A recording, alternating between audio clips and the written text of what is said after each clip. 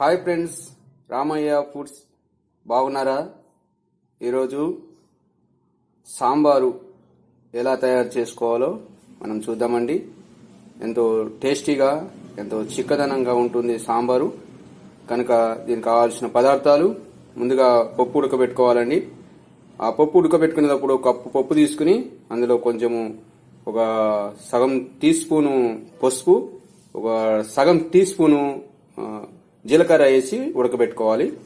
అలాగే ఒక నిమ్మకాయ సైజ్ అంత చింతపండు, తరిగి పెట్టుకున్న ఉల్లిపాయలు, కల్లుప్పు, అల్లం వెల్లుల్లిపాయ పేస్టు, కారము, అలాగే ధనియాల పొడి, పసుపు. ఇది హెల్తీ ఇంగువ అండి, ఆరోగ్యానికి ఎంతో మంచిగా ఉంటుంది. పప్పు కదా, మనకి గ్యాస్ అనేది రాకుండా ఎంతగానో సాయం చేస్తుంది ఆ ఇంగువ. ముఖ్యంగా మళ్ళీ టమాటాలు, తరిగి పెట్టుకునే టమాటాలండి. అలాగే ములక్కాడలు, బెండకాయలు, అలాగే దోసకాయ, పచ్చిమిరపకాయలు, తరిగి పెట్టుకున్న పచ్చిమిరపకాయలు, కొత్తిమీర, మన ఎల్లుల్లిపాయలండి. ఇది కూడా ఎంతగానో బాగుంటుంది తిరగమూతలు వేసుకుంటే. మళ్ళీ నూనె కూడా ఉంటుంది. కనుక మనం సిద్ధం చేసుకునేది రెసిపీలోకి వెళ్ళిపోదాం. చాలా టేస్ట్గా ఉంటుంది. మీరు కూడా ట్రై చేయండి. మనం రెసిపీలోకి వెళ్ళిపోదామండి. ముందుగా స్టవ్ వెలిగించుకోండి. స్టవ్ వెలిగించుకుని గిన్నె పెట్టుకోండి. మనకు సాంబార్కి ఎంత మంది ఉన్నారో దానికి సరిపోయేంత గిన్నె పెట్టుకొని డేక్షా లాంటిది పెట్టుకోండి, లేకుంటే కుక్కర్ పెట్టుకోండి. మీకు ఏది వీలుగా ఉంటే దాన్ని సిద్ధం చేసుకోండి. సిద్ధం చేసుకున్న తర్వాత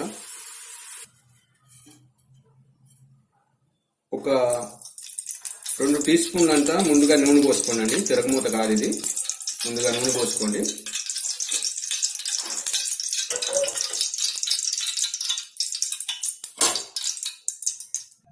ముందుగా మనం తరిగి పెట్టుకున్న ఉల్లిపాయలు,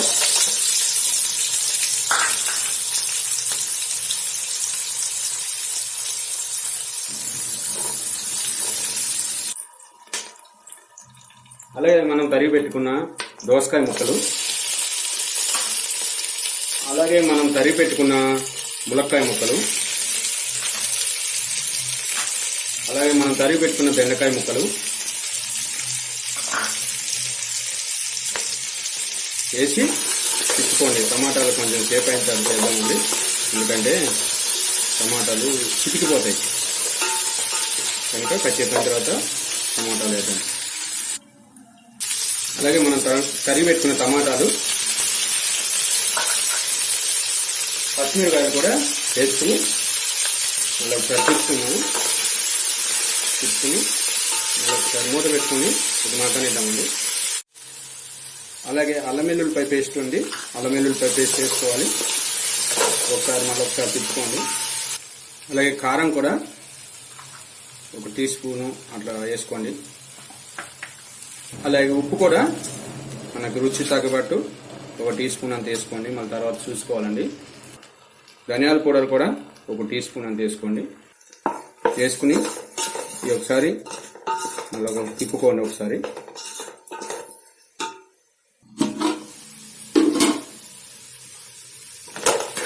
ఒకసారి తిప్పుకోండి.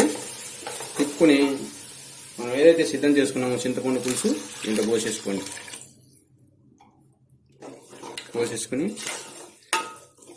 మళ్ళీ ఒకసారి తిప్పుకుని మూత పెట్టుకోండి.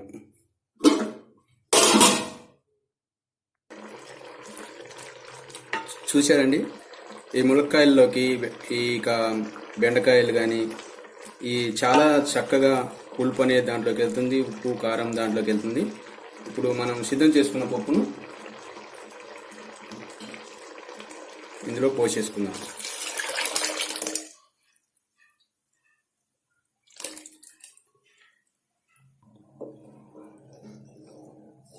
పోసుకుని ఇలా ఒకసారి తిప్పుకోండి.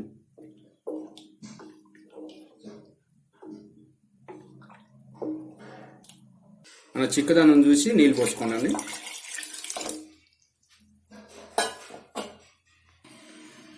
ఇలా మరుగుతున్నప్పుడు మనం తరిగి పెట్టుకున్న కొంచెం కొబ్బరి కూర దీంట్లో యాడ్ చేసుకుంటే టేస్ట్గా ఉంటుందండి. మనం పోపు సిద్ధం చేసుకుందామండి. సాంబార్ అయితే కాయిపోయినాయి కనుక పోపు సిద్ధం చేసుకునే ముందు ముగ్గురు పెట్టుకుని అందులో ఒక 2 గరిటెలు నూనె వేసుకోండి.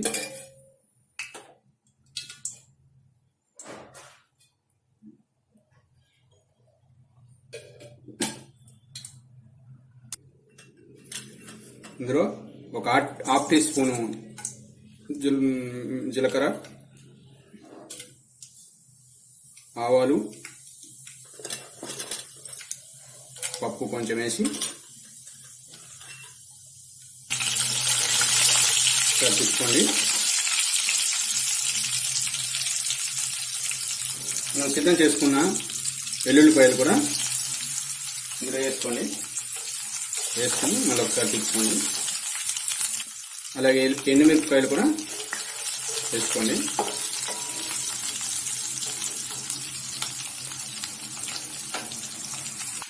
అలాగే పసుపు ఇందాక వేసుకోలేదండి, ఒక హాఫ్ టీ స్పూన్ పసుపు కూడా వేసుకోండి.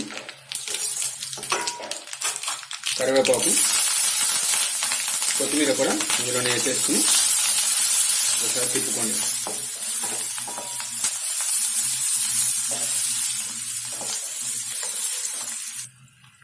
ఇంగువ కూడా వేసుకోండి. ఇంగువ కూడా చాలా బాగుంటుంది. ఇంగువ కూడా వేసుకోండి.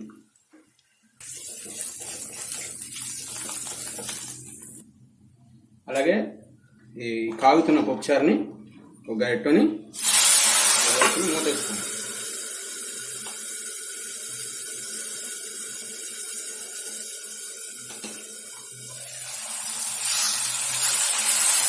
ఎంత టేస్ట్గా, ఎంత వాసన గుమగుమలాడిపోతుందండి.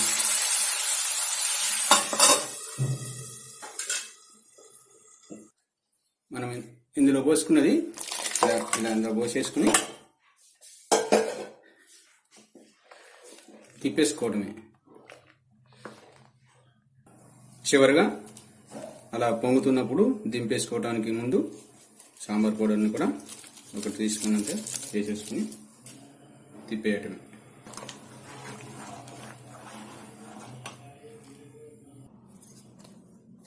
ఇంతేనండి సాంబారు. వేడిది సాంబార్ అండి, ఎంతో రుచికరంగా.